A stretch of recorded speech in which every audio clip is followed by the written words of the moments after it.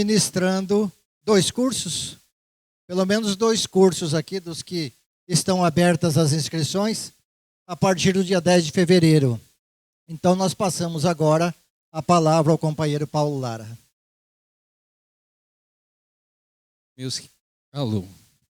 Meus queridos, boa noite. Saudade de vocês e muito feliz por retornar a participar desse momento tão importante, momento em que a Casa Espírita abre a sua porta e nos reúne, nos congrega em torno da mensagem do Evangelho de Jesus, revivida à luz da doutrina espírita. Então rogamos ao Senhor que nos ampare, que nos inspire, que nos ordene o pensamento para que os momentos que aqui passarmos juntos sejam úteis para todos nós. Meus queridos, retomo na noite de hoje uma temática que comecei a trabalhar e a desenvolver com vocês já no ano passado, em maio do ano passado, que é a temática do discipulado. Porque você pode entender o discipulado, pelo menos, ou abordá-lo de 2 formas distintas. Você pode trazer o discipulado pelos olhos do discípulo ou pelo discurso do mestre. Em maio passado, trabalhamos então a trajetória do apóstolo Pedro de aproximação até Jesus, partindo do pressuposto de que a trajetória de Pedro era, em algum ponto, em algum aspecto, similar à nossa própria trajetória. Hoje vamos nos concentrar no discurso do discipulado de Jesus, particularmente veiculado nos capítulos 10 e o seu desdobramento no capítulo 11 do Evangelho de Mateus. E hoje o discurso é mais duro, é mais áspero, é mais difícil de ser feito e de ser ouvido, também porque você pode entender o discipulado como o ato de se aproximar de um mestre para ouvir a sua lição, o seu ensinamento. Porém, num sentido mais específico, estrito senso, discipulado é o ato de viver de acordo com os ensinamentos que você já recebeu. E eu não sei se vocês já perceberam que existe uma distância entre saber e fazer, que é uma distância similar entre a intenção e o gesto. Por isso, hoje, o discurso e a conversa da noite é mais dura, é mais áspera. Por isso eu quero deixar combinado aqui uma coisa para vocês. Vai valer entre nós, para tudo aquilo que eu falar essa noite para vocês, vai valer uma frase que o pequeno Paulo, o menino Paulo, ouvia de sua mãezinha querida, afinada mãezinha, que educou seus filhos numa época anterior aos conselhos tutelares. Os conselhos tutelares são frutos do Estatuto da Criança e do Adolescente, que é da década de 90. E o menino Paulo foi educado na década de 70. E naquela época era lícito, era permitido, era até incentivado que os pais zelosos aplicassem chineladas nas pernas dos seus filhos mais levados. Porém, antes de aplicar o recurso terapêutico, educacional, pedagógico, isso tudo entre aspas, mamãe dizia uma frase para os seus filhos. Frase que eu ouvi algumas vezes, ela dizia assim: filho, isso vai doer mais em mim do que em você. Eu nunca acreditei no que mamãe falou. Até o momento que eu comecei a preparar essa palestra, porque eu quero repetir aqui essa frase e dizer que tudo aquilo que eu disser para vocês na noite de hoje vai doer bastante em mim. Dito isso, meus queridos, e antes de adentrarmos no tema, no discurso do discipulado de Jesus em Mateus 10, propriamente dito, eu preciso fazer uma rápida introdução de cunho teológico e de cunho histórico, para que a gente possa fazer uma compreensão mais ampla do texto bíblico das Escrituras Sagradas. E eu preciso lhes dizer que o Evangelho de Mateus é o primeiro livro que abre o cânone do Novo Testamento. Conforme você sabe, a Bíblia Sagrada, as Escrituras Sagradas, estão divididas em 2 partes, o Antigo e o Novo Testamento, a Antiga e a Nova Aliança. A Antiga Aliança, fruto do Tanash, da Bíblia hebraica, os escritos do cânone judaico, que remonta a 1500 a 400 anos antes de Cristo, cobrindo um período de mais ou menos 1100 anos. O texto de Mateus, a peça literária de Mateus, é a que abre o cânone do Novo Testamento. E ela está posta ali em primeiro lugar, não porque tenha sido a primeira peça literária que tenha sido escrita, sequer Mateus é hoje considerado o primeiro dos evangelhos. Os teólogos já dão a primazia dos evangelhos a Marcos, ou aquilo que eles chamam de proto-Marcos. No entanto, Mateus está posto em primeiro lugar nas Escrituras Sagradas do Novo Testamento, porque ele faz uma ponte, ele faz um elo entre o judaísmo e o cristianismo. Isso porque Mateus vai elaborar na sua peça literária, no seu texto escrito, duas questões que eram de suma importância para aqueles que viviam naquele momento e que se tornou extremamente importante para a história das religiões da humanidade, porque a distinção ou aquilo que vai fazer a introdução do cristianismo e apartá-lo do judaísmo. Mateus, quando escreve a sua peça, ele vai elaborar a sua experiência junto ao seu mestre, 50 anos depois de ocorridos fatos, ele vai em busca de duas respostas, ou da elaboração de duas questões conectas. Mateus vai querer entender se Jesus era, de fato, o Messias pelo qual o povo hebreu esperava. E, em caso positivo, se ele fora o Messias, por que é que as coisas não tinham dado certo? Ou por que é que as coisas não tinham saído como era esperado por eles? Porque o Messias teria vindo e o reino não teria sido instalado. Mateus, então, vai conduzir o seu pensamento em busca de articular essas questões. E aí eu preciso trazer o contexto histórico do judaísmo para lhes dizer que havia uma forte expectativa da vinda do Messias, do Cristo, de um representante divino, para aqueles dias, para os tempos em que eles estavam vivendo. E essa expectativa, ela estava fundada, sobretudo, aonde? Nos escritos judaicos, no Antigo Testamento, sobretudo na segunda parte do Tanakh, nos livros dos profetas, os livros de Neevim. Havia fartas referências proféticas para o fato de que Deus mandaria um representante, um ungido, um Cristo ou um Messias para aqueles dias. O para aqueles dias vinha da leitura de um dos profetas mais queridos do judaísmo, que foi o profeta Daniel, quando ele, no capítulo 9, no versículo 25, ele precisa a data da vinda desse Messias, porque ali está escrito que o príncipe viria 69 semanas após a ordem para a reconstrução de Jerusalém. Ora, perscrutando a própria Bíblia hebraica, eles haviam identificado o termo inicial da contagem desse prazo no livro de Neemias, no capítulo 2, nos versículos 1 e 2 até o 8º, está dito que a ordem para a reconstrução de Jerusalém foi dada no 20º ano do reinado de Artaxerxes. E isso, um dos reis dos judeus. Isso remontava ao ano de 455 antes da Era Comum ou antes de Cristo. Sabendo, então, o termo inicial da contagem do prazo, bastou a eles fazerem as contas. E as contas que eles precisaram fazer eram 69 semanas vezes 7 anos, porque a semana profética não era composta de 7 dias, é o ano sabático do judaísmo. Então, 483 anos depois da ordem, viria o Messias.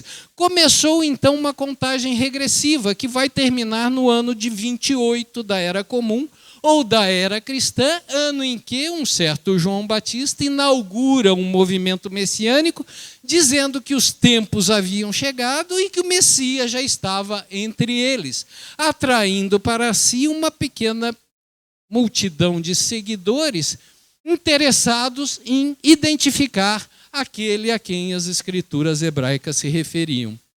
Então o Messias estaria para vir naqueles dias, mas qual Messias? Como identificá-lo? Certamente ele não viria com uma procuração passada no céu, com firma reconhecida por Deus, dizendo era esse. Então era preciso identificar o Messias por alguma forma. E havia várias ideias a respeito de como seria esse Messias, o que ele representaria, mas havia um paradigma, um modelo messiânico dominante que hoje os teólogos chamam de messianismo davídico, que é aquele que vai reportar-se à profecia do profeta Natã junto ao rei Davi. O rei Davi foi o segundo dos reis de Israel, o primeiro foi Saul.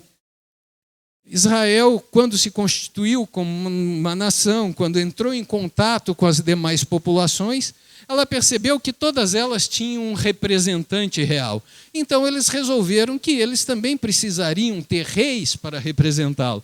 Elegeram Saul, que fez um governo mais ou menos, que foi sucedido por Davi. Davi, por seu turno, foi um rei muito carismático. Davi, ele conseguiu reunir as 12 tribos de Israel em torno da sua pessoa. E mais do que isso, foi um período de grande expansão do povo hebreu, geograficamente, politicamente, territorialmente, em termos financeiros. Davi conseguiu trazer muita prosperidade.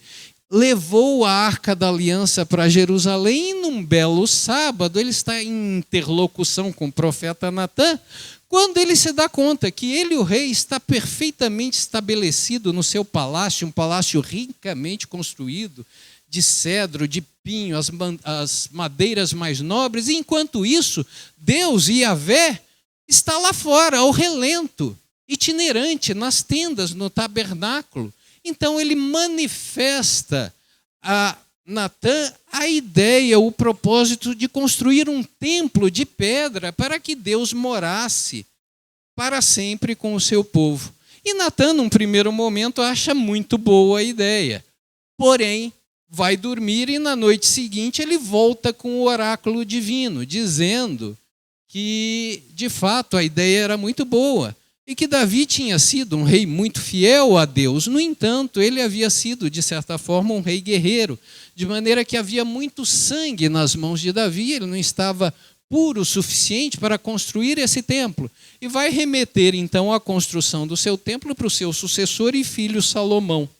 No entanto, o oráculo divino ele vai extrapolar a relação de descendência direta entre Davi e Salomão, e vai remeter para o futuro, para um outro descendente de Davi, porque ele vai dizer que o trono real jamais se apartaria da linhagem de Davi, numa outra relação com um outro descendente, a construção de um outro templo que seria perpétuo.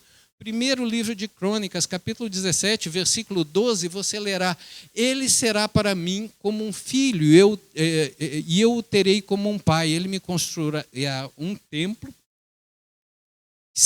e o seu reinado será para todo sempre, e jamais tirarei o meu amor dele. Remetendo então para o futuro, dentro dessa profecia, a vinda de Jesus. E é nesse sentido que Jesus muitas vezes é identificado no Novo Testamento, ou chamado como o filho de Davi, como, por exemplo, quando ele faz a sua entrada triunfal em Jerusalém.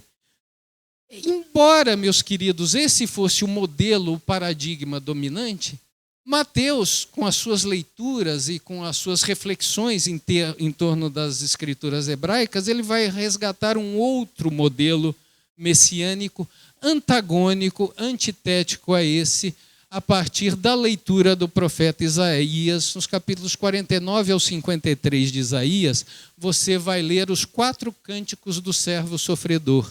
Porque para Isaías, o Messias viria sim, mas sequer seria reconhecido como tal. Ao contrário, seria inclusive maltratado, destratado, humilhado e teria uma morte infamante. Mateus vai resgatar essa profecia de Isaías e vai passar a transcrevê-la, como no capítulo 12 do seu texto, apontando para a vida de Jesus. Eis o meu servo, em quem me regozijo, o meu eleito, em quem me comprazo.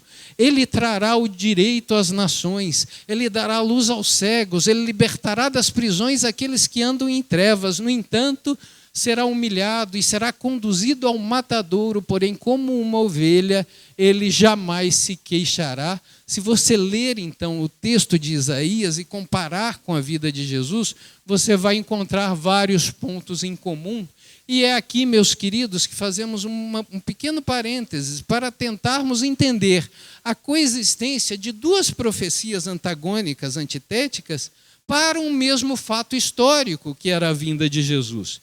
E aqui nós vamos nos valer dos textos da literatura espírita, quando Emmanuel nos traz no livro A Caminho da Luz uma compreensão mais alargada da tradição do mundo espiritual, dos fatos que se cercaram ou que antecederam a vinda de Jesus. Emmanuel vai dizer que Jesus espera, dentre outras coisas mais que você encontra nesse livro extraordinário, evidentemente nós estamos passando rapidamente, só introdutoriamente, para que a gente possa compreender uma questão importante aqui. Emmanuel vai dizer que Jesus espera um tempo de maturidade, amadurecimento da humanidade para que ele pudesse vir trazer a boa nova do Evangelho. Emmanuel vai citar que Jesus espera a consolidação da filosofia grega e a consolidação da família romana. E não é por acaso que Allan Kardec vai colocar na introdução do livro do Evangelho segundo o Espiritismo Sócrates e Platão como precursores da própria mensagem cristã e, por extensão, da doutrina espírita. Então, diz o texto de Emmanuel que a perspectiva do plano espiritual era que, a partir dessas premissas que já estavam postas, filosóficas e históricas, a vinda de Jesus pudesse modificar a humanidade, a mensagem do Evangelho fosse recepcionada. E, a partir da aceitação dessa mensagem pelo povo hebreu, valendo-se da estrutura do Império Romano, se constituísse algo parecido com os Estados Unidos do mundo. Essa frase, essa ideia, Estados Unidos do mundo, é de Emmanuel, não é minha. Mas ele vai dizer que havia a perspectiva de que a humanidade, recebendo a mensagem do Evangelho diretamente da mão de Jesus, pudesse imprimir um processo evolutivo mais rápido do ponto de vista espiritual, mais célere.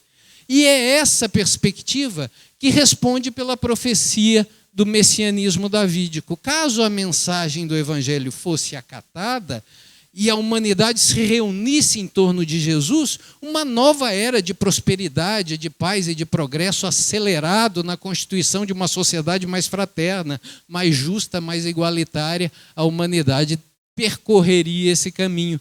Porém, havia a perspectiva de que a mensagem fosse rejeitada, que ela não fosse bem aceita, e é essa perspectiva que responde pela profecia de Isaías. E essa perspectiva, meus queridos, ela está pautada num conceito do qual a filosofia espírita e as filosofias em geral gostam muito, que é o conceito do livre-arbítrio. Livre-arbítrio na terceira parte do Livro dos Espíritos, a parte destinada às leis morais da vida, no capítulo 10 há um capítulo intitulado Lei de Liberdade. E dentro da Lei de Liberdade há um tópico extenso, bem desenvolvido, intitulado livre-arbítrio. Então, a primeira coisa que o espírita precisa compreender é que liberdade e livre-arbítrio não são sinônimas e nem se referem às mesmas potencialidades. São duas potencialidades distintas da alma. A liberdade, eu gosto de chamá-la da potência do agir, aquela que permite caminhar ou encaminhar os meus passos da maneira que bem me aprouver. Já o livre-arbítrio é a potência do querer, é a potência que me permite dizer o que é que eu vou fazer dessa minha tal liberdade. Em tese, meus queridos, o ser humano encarnado convive com as duas potencialidades, a potência do agir e a potência do querer. E nós dizemos em tese porque você rapidamente, facilmente percebe que nem a nossa liberdade é plena, muito menos o nosso livre-arbítrio. O Livro dos Espíritos vai dizer que liberdade total ou plena apenas a liberdade de pensar. Por quê? Porque a nossa liberdade ela está circunscrita e direcionada em torno do estatuto social, em torno do ordenamento jurídico, em torno do convencionalmente aceito, socialmente acordado. De tal maneira que se você se conduz ou se comporta fora do que está estabelecido socialmente, você corre o risco, inclusive, de perder a sua liberdade, de ser posto na prisão, de sofrer sanções, sofrer punições, sofrer penas. O nosso livre-arbítrio, por outro lado, ele também é limitado, mas aí ele é limitado por nós mesmos, pela pessoa que nós somos, pelo momento evolutivo que nós vivemos, pelos conhecimentos que nós temos, porque nós vamos ajuizar a respeito das coisas a partir da pessoa que nós somos e das informações que nós temos. No entanto, ao contrário da liberdade, que pode ser suprimida, o livre-arbítrio, ele só tende a se expandir, porque a partir do momento em que você sofre as reações inadequadas ou adversas da conduta inadequada que você teve, você tem a oportunidade de reformular, você tem a oportunidade de trazer novas compreensões, de fazer novos entendimentos e assim ajuizar melhor as coisas. Diferentemente da filosofia no geral, a doutrina espírita entende o livre-arbítrio com duas peculiaridades. Embora ela, como a filosofia, reconheça que o nosso livre-arbítrio é limitado pelas contingências, inclusive fisiológicas, orgânicas, sociais, culturais e tudo mais, a doutrina espírita vai entender que, do ponto de vista moral, entre a escolha do bem e do mal, o ser humano é sempre livre para fazer o seu juízo e agir de um jeito ou de outro. Isso porque a doutrina espírita parte do pressuposto de que, ao adentrar na fase humana do processo evolutivo, o ser humano traz esculpida na consciência as leis divinas. Então, o seu livre-arbítrio está sempre preservado entre o bem e o mal. Questão 845, combinada com 851, vai dizer que não existe arrastamento irresistível.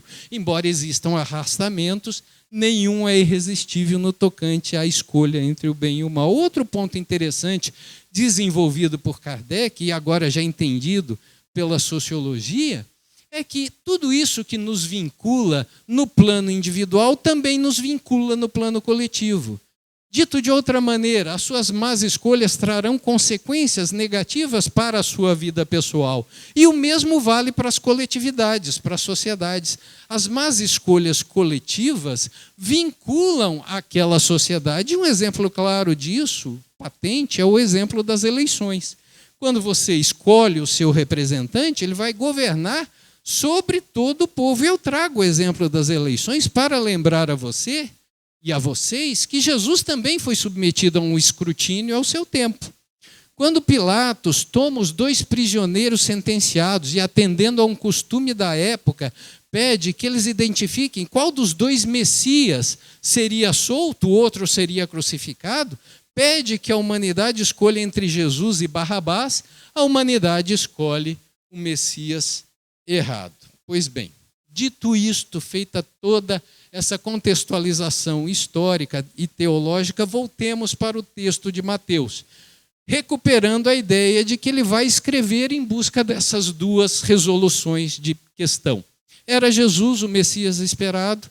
Em caso positivo, por que a coisa não deu certo? E Mateus vai desenvolver a sua peça literária de forma extraordinária. Ele vai trabalhar os 4 primeiros capítulos, e aqui eu já vou usar o capítulo que é a editoriação, a edição do texto original, porque quando Mateus está escrevendo, pensem no rolo, num pergaminho, escrevendo em linha cursiva de cima e embaixo. Posteriormente, depois da imprensa de Gutenberg, isso tudo foi fragmentado em capítulos, depois fragmentado em versículos, mas sigamos a ideia. Quando Mateus começa a elaborar o seu pensamento, ele vai trazer nos 4 primeiros capítulos da sua obra as profecias do advento do Messias, o advento messiânico. Ele vai trazer um par delas e vai começar a ticá-las, dizendo: cumpriu-se em Jesus, cumpriu-se em Jesus, cumpriu-se em Jesus. Onde o Messias nasceria? Em Nazaré da Judeia, cumpriu-se em Jesus. Quando seria? Cumpriu-se em Jesus. Como seria? Cumpriu-se em Jesus. Feito isso, numa técnica discursiva, retórica, absolutamente original e extraordinária, Mateus intercala esse pensamento com os ensinamentos, com as logias de Jesus. E aí ele vai trazer o primeiro discurso doutrinal de Jesus, que é o Sermão da Montanha, que vai ocupar o capítulo 5, 6 e 7 do seu livro. E quando eu digo primeiro discurso doutrinal, não pense que foi o primeiro que Jesus proferiu em ordem cronológica, não. É o primeiro na importância no olhar do autor do texto, no olhar de Mateus. Ali Mateus vai construir aquele discurso com os ensinamentos que ele julgou os mais relevantes do seu mestre. E vai fazer de uma forma absolutamente inspirada para constituir, então, o estatuto universal do reino dos céus nesses 3 capítulos maravilhosos. Feito isso, ele retoma a sua temática messiânica. E nos capítulos 8 e 9, ele vai trazer os milagres que seriam os sinais produzidos pelo Messias quando da sua encarnação ou quando da sua vinda. E aí, no capítulo 10, chegamos finalmente no segundo discurso doutrinal de Jesus, que é o discurso do discipulado, que é o momento em que a nossa palestra começa. Porque até agora eu só fiz uma introdução. E eu precisei fazer essa introdução até aqui, porque eu preciso trazer o seu pensamento para a compreensão de um ponto. Quando Mateus escreve o capítulo 10, o capítulo do discurso do discipulado, eu preciso que você tenha em mente muito claramente isso. Para o autor, naquele momento, as 2 perspectivas messiânicas estavam em aberto para a humanidade. A mensagem de Jesus poderia ser acolhida ou poderia ser rejeitada. Messianismo davídico ou servo sofredor eram 2 perspectivas em aberto. E aí Mateus começa dizendo que Jesus chama os seus discípulos, comissiona-os, compartilha com eles o seu poder e a sua autoridade para curar enfermos, para expulsar demônios, e manda-os de 2 em 2 para as aldeias de Israel, dizendo que os tempos haviam chegado. É o ide pregai de Mateus 10, versículo 6 até o versículo 8.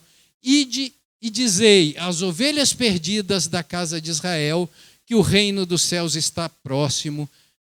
Curai enfermos, expulsai demônios. Jesus manda os seus discípulos, convoca-os para levar a mensagem da Boa Nova e chamar a humanidade para a unificação em torno da mensagem do Evangelho e da sua pessoa.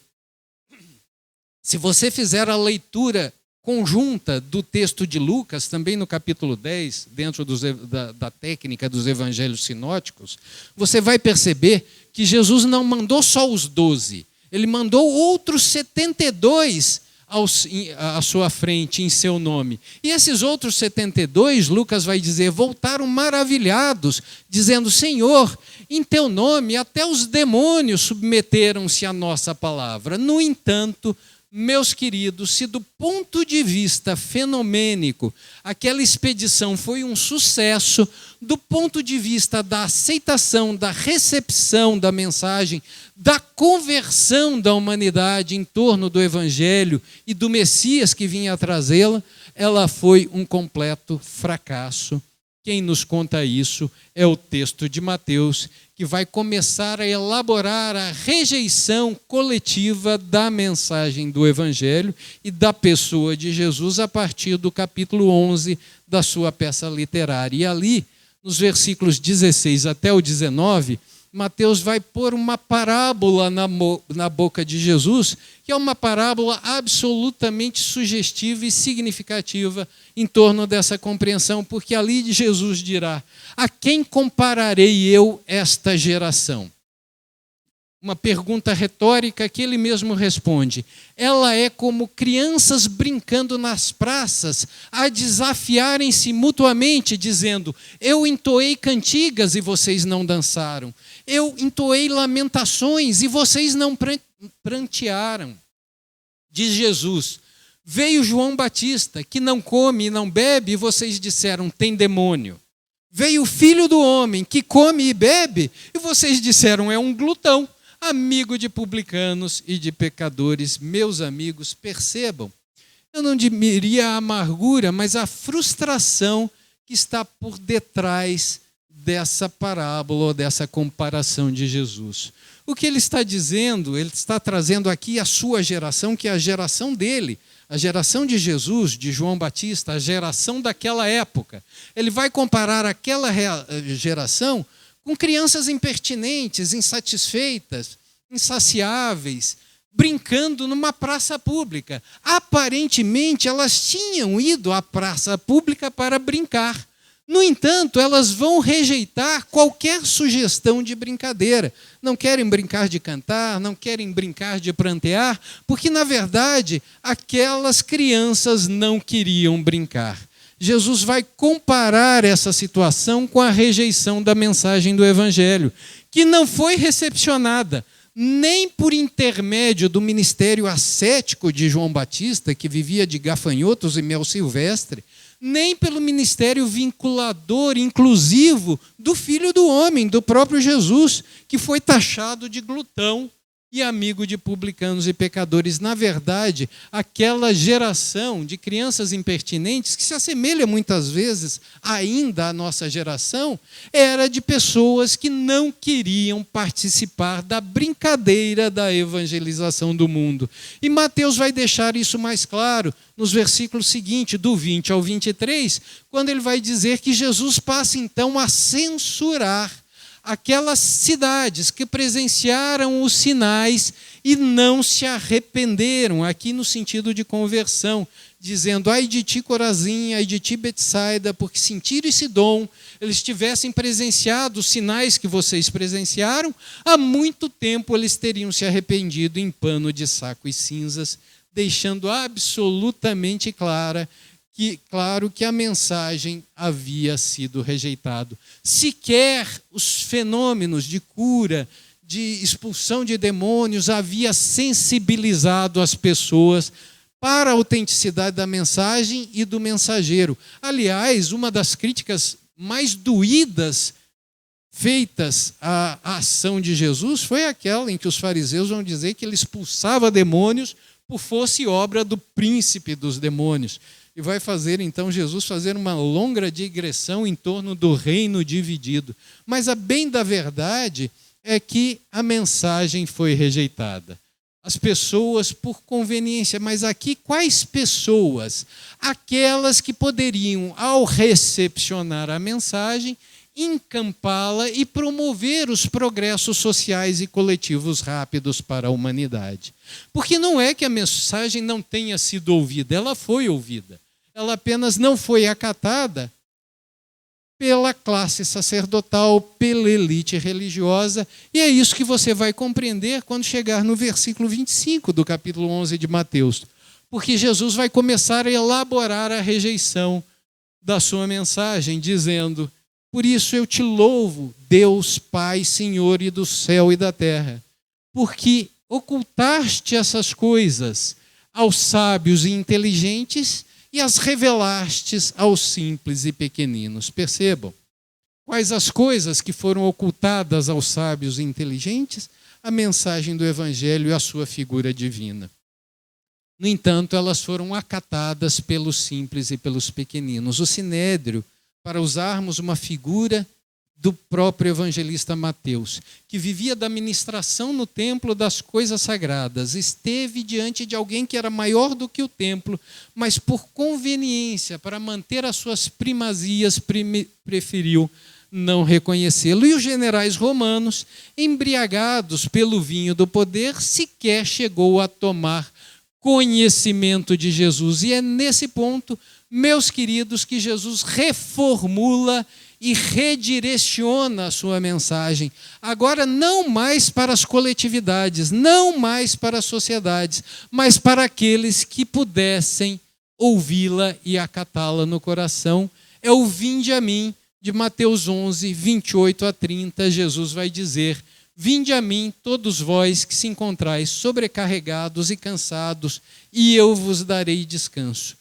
Tomai sobre vós o meu jugo e aprendei de mim, que sou brando e pacífico de coração, e eu trarei descanso para a vossa alma, porque o meu jugo é suave e o meu fardo é leve. Percebam, meus queridos, Jesus redireciona a mensagem. Ela não está mais direcionada para a sociedade. Ela está direcionada de forma pessoal e intimista para aqueles que puderem ouvi-las, para mim, para vocês e para cada um daqueles que a ouviram diretamente da boca de nosso Senhor. O vinde a mim de Jesus é esse chamado, que foi direcionado para quem? Para aqueles que estão cansados e sobrecarregados com as demandas do mundo material. Cansados e sobrecarregados aqui tem sido entendido muitas vezes como aqueles que estão sendo oprimidos pelo mundo. São esses também, mas não são só eles. Aqui a contraposição que Jesus faz é o cansado e sobrecarregado com o mundo, com as exigências insaciáveis, infinitas da vida material, em contraposição ao jugo suave, ao fardo leve da mensagem espiritual. Jesus redireciona o entendimento dos seus discípulos, faz aqui a contraposição entre a vida espiritual e a vida material e convida aqueles que puderem ouvi-lo a tomar parte do seu jugo e do seu fardo. Nesse contexto, meus queridos, a gente precisa novamente trazer a filosofia espírita para fazer uma compreensão, e só a doutrina espírita, dentro das religiões da tradição cristã, vai poder fazê-la, porque aqui é preciso entender um paradoxo aparente. Paradoxo aparente que já está aparente, que já estava posto lá atrás por Platão, 450 anos antes de Cristo, que é a questão da dualidade da vida. Platão vai usar do símbolo do mito da caverna, dizendo que a vida são como essas sombras projetadas no fundo da caverna, e vai usar essa imagem em contraposição ao mundo das ideias. A doutrina espírita vai pegar essa ideia, que é do gnosticismo grego, mas que vai se reportar à filosofia egípcia, que lhe é anterior, e vai desenvolvê-la, dizendo que nós somos seres espirituais na nossa origem. Nós somos princípios inteligentes que se individuaram. No entanto, por paradoxal que seja, por sermos seres espirituais, Deus determinou que estes seres, que têm em si potencialidades divinas a serem desenvolvidas, extraiam essas potencialidades espirituais das sucessivas encarnações na carne. Então é no teatro do mundo aparente que as potencialidades da alma são desenvolvidas. A doutrina espírita vai chamar, na questão 85, de mundo normal primitivo, o mundo espiritual, aquele que preexiste e sobrevive à vida no mundo material. E vai dizer que a vida na matéria nem seria necessária. E o discípulo de Jesus é chamado a fazer esse discernimento. Ele precisa entender essa dualidade da vida. Nós vivemos uma experiência na matéria, no entanto, nós não somos matéria, nós somos espíritos. E encarnamos para extrair a essência dessa espiritualidade que habita em nós. Somente a doutrina espírita, dentre as religiões cristãs, recuperando aquilo que os patrísticos enterraram no século I, no século II, vai poder trazer à baila e nos fazer compreender. No entanto, meus queridos, ainda que nós compreendamos essas coisas, nós não temos conseguido alinhar a nossa vida a esse entendimento. Por que não temos alinhado a vida a esse entendimento? Eu trago aqui, apenas para ficar fiel ao texto matiano, eu trago aqui um diálogo ilustrativo desse problema, que tem múltiplas facetas, que é muito individual, mas Mateus, no capítulo 19, nos versículos 16 a 22, vai trazer ilustrativamente para essa questão um diálogo entabulado entre um jovem, que é apresentado como sendo um jovem rico, com Jesus de Nazaré, dizendo: Mestre, que hei eu de fazer de bom para ganhar a vida eterna? Percebam, meus queridos, a profundidade dessa pergunta, porque essa pergunta se reporta à essência da vida. O jovem era bem posto, era bem nascido, era rico. No entanto, ele estava atento que, por mais bem posto que ele fosse na sociedade naquele momento, mais dia menos dia, ele teria que se haver com a vida eterna. Ele estava consciente de que mais dia menos dia, ele teria que abandonar todas aquelas prerrogativas, todas aquelas possibilidades. Então, a pergunta dele vai nesse sentido: o que devo eu de fazer para herdar a vida eterna? Jesus é direto com ele e responde com a lei, com a Torá, diz: siga os mandamentos. E o jovem pergunta quais, porque ele sabia que a Torá era muito extensa, eram 613 mandamentos. Quais mandamentos eu devo seguir? Jesus então faz uma síntese dos 10 mandamentos. Na verdade, não é uma síntese, ele vai eleger ali 5, ele vai citar o 5º, o 6º, o 7º, o 8º e o 4º, nessa ordem. E vai acrescentar Levíticos 19, 18. E ele vai dizer assim: não matarás, não adulterarás, não furtarás, não darás falso testemunho, honra teu pai e tua mãe e ama o teu próximo como a ti mesmo. E é nesses momentos, meus queridos, que aquele jovenzinho dá uma resposta que me arrepia até o último fio do meu perispírito impregnado no meu corpo. Porque ele vai dizer assim: Senhor, tudo isso eu tenho cumprido, o que ainda me falta? Percebam, meus queridos, que resposta incômoda, inconveniente, porque a resposta desse rapaz poderia muito bem ser a minha. Como eu tenho certeza, poderia ser muito bem a sua também. Ou, digamos, de 80% dessa assembleia, porque 80% de nós já cumpre esses mandamentos. Não matamos, não furtamos, não damos falso testemunho, honramos pai e mãe, amamos o próximo. 20% da Assembleia ainda está encalacrada com aquela questão do adultério, que é uma questão importante, eu entendo, né? Mas 80% de nós poderia dizer: também cumpro esses mandamentos. Mas 100% de nós não se dá conta de que isso não é suficiente. O que ainda me falta, diz o garoto. E é nesse momento que Jesus traz a essência da mensagem do Evangelho, a essência da vida, e vai dizer: meu filho, se tu queres mesmo ser perfeito, vende tudo que tem e dá aos pobres, e terás acumulado um tesouro no céu. Depois vem e me segue. E diz o texto bíblico que o jovem vai embora, triste da vida, porque era muito rico. E nós, no primeiro olhar para o Evangelho, vamos dizer assim: é para eu me desapegar dos bens materiais. Meus queridos, é mais do que isso. Tem mais do que isso nessa mensagem. O que Jesus está chamando aqui os seus discípulos, aqueles que se candidatam a ser seus seguidores, é a discernir entre o principal e o acessório. Principal e acessório, meus queridos, que já estava posto pelo direito romano, esses conceitos. Hoje você lerá em qualquer livro de direito civil que o principal é o bem que existe por si mesmo. E acessório é aquele que pressupõe a existência de um principal. Em termos espirituais, o que é o principal e o que é o acessório? Para Jesus está muito claro. O principal é a alma e o acessório é o corpo, porque o corpo pressupõe o principal. E aí Jesus vai dizer: de que vale ao homem ganhar todo o mundo se vier a perder a sua alma. Ou na essência, no centro da mensagem do Sermão da Montanha, em Mateus 6,33, chamando seus discípulos a buscarem o reino dos céus e a sua justiça acima de todas as coisas. Então, o discípulo de Jesus, o candidato a ser seguidor de Jesus, é chamado a esse discernimento entre os conflitos e as demandas da vida material, em conflito ou em oposição com as demandas da vida espiritual. Você fique com a vida espiritual, porque este é o principal.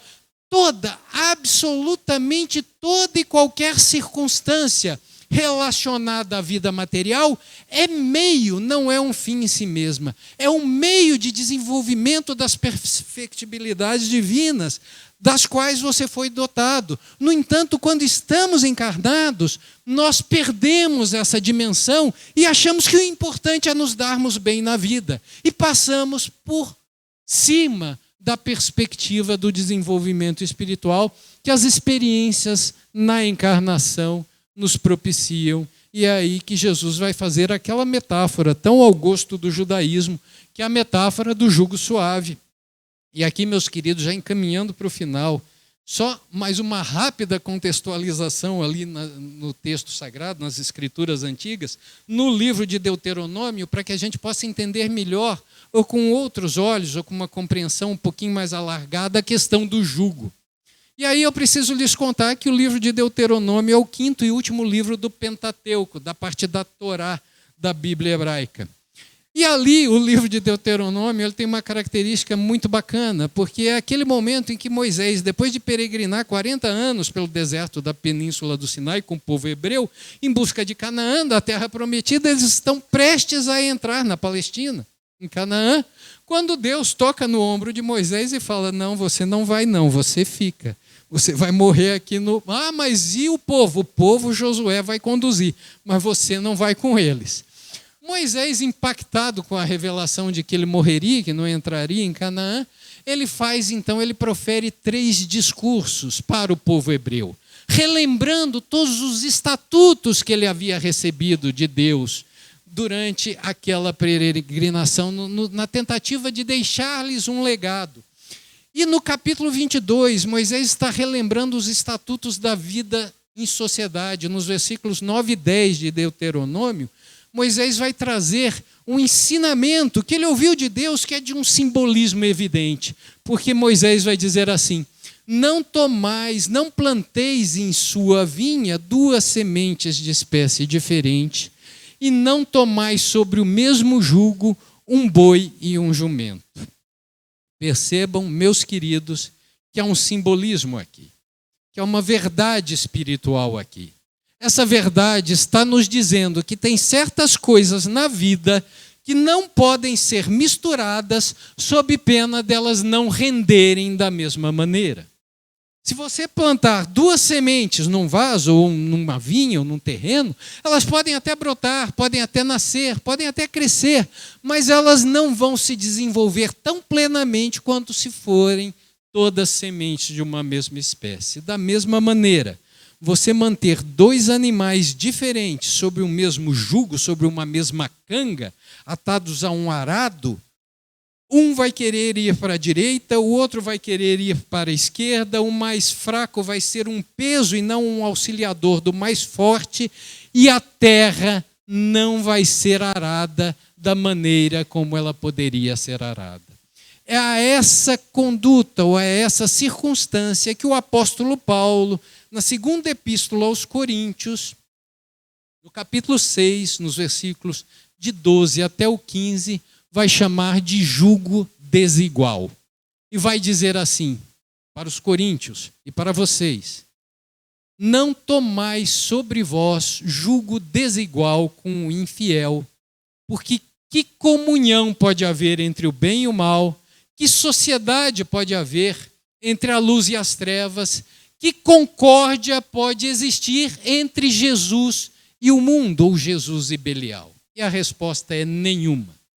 No entanto, meus queridos, jugo desigual é esse nos qual nós nos temos mantido, atrelando ao arado da nossa evolução, Jesus à esquerda, sempre à esquerda, e o mundo à direita, a nos fazer peso e a nos sobrecarregar. E diante das situações de conflito, em que nós temos que fazer escolhas no sentido espiritual, muitas vezes nós nos deixamos arrastar pelo mundo e o nosso arado, o nosso processo evolutivo não se realiza tão bem quanto poderia ser realizado. Tomar sobre nós o jugo do Cristo, desatrelarmos os laços que nos prendem tão fortemente à matéria, é o convite de Jesus para o discipulado, para mim, para vocês. Na verdade, meus queridos, eu disse que isso doeria e dói muito em mim. Há 2 grandes convites de Jesus para os seus discípulos e para a humanidade: ao ide e pregai e ao vinde a mim. Infelizmente, eu digo isso em causa própria, nós só temos atendido ao ide e pregai. precisamos urgentemente começar a atender ao vinde a mim, no sentido de que vinde a mim é pegar os ensinamentos de Jesus para aplicar na nossa vida e viver conforme aquilo que já estudamos, que já sabemos e que já conhecemos. Sobretudo nas situações de conflito entre o mundo e o Cristo, nós já temos elementos suficientes para fazer a nossa escolha.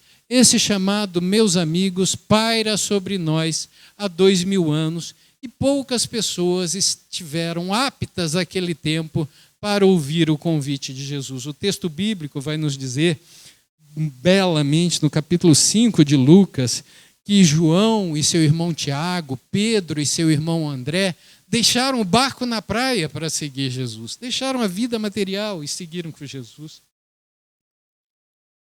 O texto vai nos dizer que Mateus deixou a coletoria para seguir com Jesus. Madalena deixou os espíritos que as obsidiavam em torno das questões da vida material para seguir com Jesus. Quantos mais? Quem mais? E, sobretudo, meus queridos, quais de nós está apto a atender esse doce chamado de Jesus, tomarmos sobre nós o jugo suave, mantermos o nosso foco na nossa origem espiritual e relegarmos o mundo ao plano de meio que ele deve ocupar na nossa vida, não de um fim em si mesmo. Termino dizendo, meus queridos, que eu atapetei com flores, Senhor, os caminhos pelo qual tu passarias. Há muito tempo eu aguardava e ansiava pelo Messias que nos libertaria. Saudei com gritos de hosana a tua entrada triunfal, montado em um burrinho em Jerusalém. O Redentor teria chegado, afinal, para vencer todo o mal impondo o bem. A liberdade, enfim, triunfaria. No amanhã chegou-nos a notícia, crucificaram nossa esperança e alegria. Qual bandido comum tu foriçado, o amor puro restara violado, do madeiro o teu corpo ali pendia. No entanto, Senhor, eles falaram que seu reino de amor não se perdia, pois qual tesouro oculto em campo aberto, de tão longe parece que está perto, e de inopino ele se revelaria. E desde então eu o tenho procurado. Olho para o céu e busco a ti, esperançado de encontrar tudo o que eu gostaria. Retifica, pois, Senhor, o meu caminho. Não me deixe por aqui errar sozinho. Mostra-me a tua presença em um clarão para que eu possa finalmente compreender que tudo aquilo que a razão quer aquecer só se aquieta dentro do teu coração. Meus queridos, que o ano de 2020 seja um ano de crescimento no discipulado prático, na vivência do Evangelho de Jesus. Estudar, nós já estudamos. Agora, só nos resta viver. Meus queridos, muito obrigado e uma boa noite a todos vocês.